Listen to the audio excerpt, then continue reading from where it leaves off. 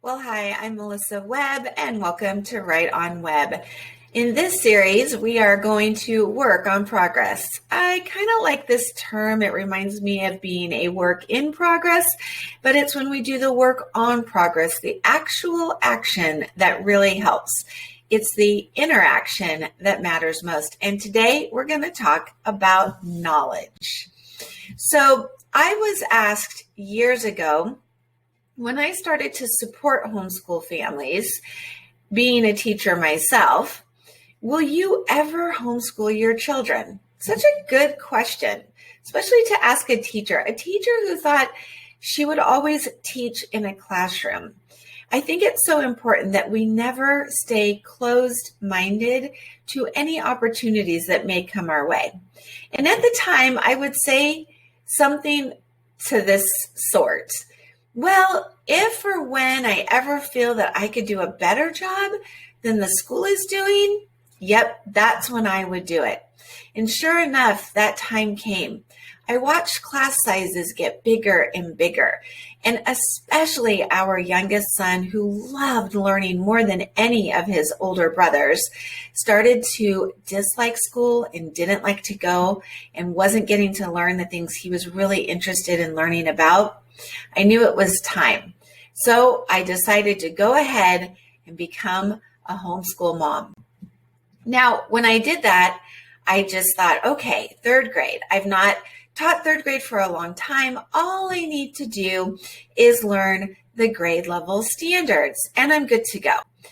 That is an important place to start for sure, because we all know knowledge is power. You may be familiar with this statement said by Sir Francis Bacon. If that name sounds familiar, think of the scientific method. Back in his day, and this was a long time ago, like 1500s, 1600s, this is something that you would have heard, knowledge is power. But I have to admit, I think it's more than that. Knowledge itself actually isn't where the power is. So I think of it this way. I have a lot of knowledge about how to stay healthy and fit. I know that I should work out every day. I know that lifting weights and strengthening my muscles, especially as I get older, is critical. I know that there are really good choices of food that will fuel my body and that will be better for me. I have the knowledge and it's really helpful. But that's not where the power is, because I can know all of these things and not apply them.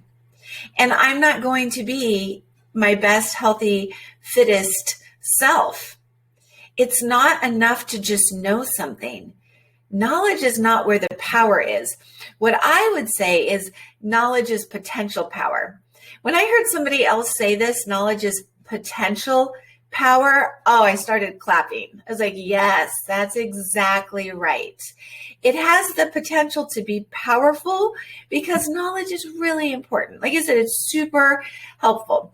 And so if you are a homeschooling mom, this is something I really want you to keep in mind, because we all know this old idiom: you can lead a horse to water, but you can't make it drink. Knowledge and children, this goes hand in hand. So when you think about this idiom and what exactly it means, if you think of us or a learner as the horse in this particular case, and we think of the trough of delicious fresh water as the knowledge, there it is. You think it has all the power, but here we have a horse who's standing right before it and is not diving head first, right? It doesn't matter that you say, hey, here it is. What matters is the action, is getting the learner to dip in and get a big old drink, okay? So as a teacher, this is something that I really just want to make sure that it's something you work on as you progress as a homeschool teacher. As a teacher, I know from 13 years of classroom experience that if I were to just stand at the front of a classroom and give knowledge and speak in my teacher voice, a persuasive essay persuades or convinces the reader to agree with the writer. and then walked away, my kids wouldn't learn a thing. I mean, I just gave them knowledge, right? I just said persuasive writing persuades and convinces. I gave knowledge. Is it powerful? Not really, but it does have potential. So I absolutely am 100% in favor of knowledge. When I decided to teach third grade to my own child, I went and did my research. I went to look at the core standards. And by the way, I will link to the core standards. Most of the states in the United States follow the core standards. And the core standards, especially in the area of writing, are fabulous. I love them, love them, love them. They are preparing our children at the various grade levels, the building blocks to be strong communicators when it comes to written language. So truly a great thing to be knowledgeable about. So I found that my third grader needs to write opinion pieces, informative pieces, and narrative pieces.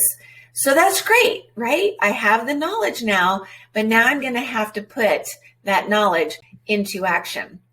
And I will tell you, sometimes the knowledge you gain isn't enough, so you're going to need to go get more knowledge.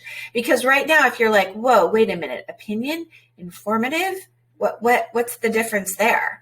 Sometimes the knowledge we gain is just scratching the surface, and we realize we've got to go a little deeper and delve down to find a little more knowledge. There's nothing wrong with that, but I do want to tell you to please be careful, because sometimes we can get lost in the passive action that knowledge is. Knowledge is just gaining information. It's valuable, yes, but if we stop there or we get distracted by too much knowledge, we are not getting into the massive action, which is actually applying what we've learned. That's the potential power that I'm talking about. So what I would do, especially in the area of writing, is I would then say, okay, well, in September, we'll do an opinion essay. I would do a little bit more homework so that I would see, what could we have an opinion about? Let's read some articles on zoos, and then we're going to discuss, are they good or are they bad? And we're going to talk about how to make a pros and cons list. And then we're going to take a side. We're going to support it with good evidence. And we're going to spend all of September doing that. Because at that same time, we might also in science be learning life science. So it kind of works well. We're talking about animals. It's always great when you can be thematic in your teaching. And then in October, we're going to move over to informative writing, which does not have an opinion. It's just informative. It's factual. And if I have a son who's really interested in Teslas and electric cars, this is a perfect way to tie in a reason and an excuse to go learn about some things that really interest my child, at the same time showing how we can collect information but never say, isn't this cool? We want to sound academic, so we're going to use that as our topic in October. In November, we'll write a narrative. Now, there's so many styles of narrative. Oh, I could go on and on. I'm sure I have a video that does, but we're going to do a mystery.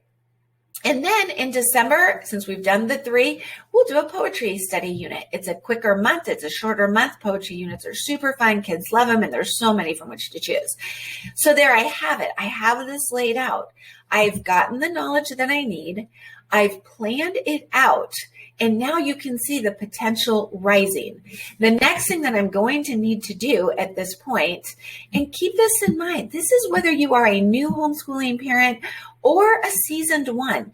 Every year is new for you. Your child is moving to another grade. It means you need to keep learning what is expected at the next grade level, what should be mastered by the end of the year.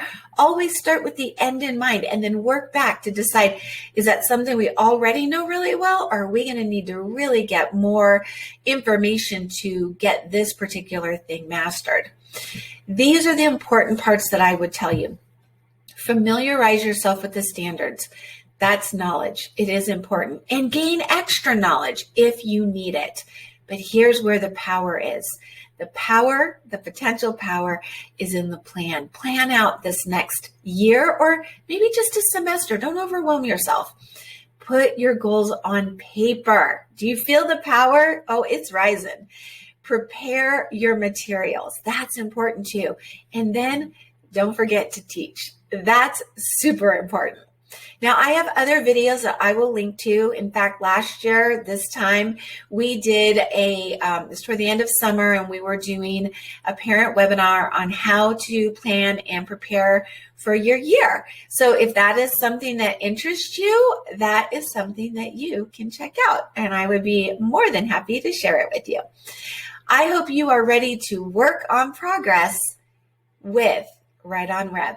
Don't forget, you can subscribe so that anytime I put out another video that will be helpful to you, you won't miss out. Right on.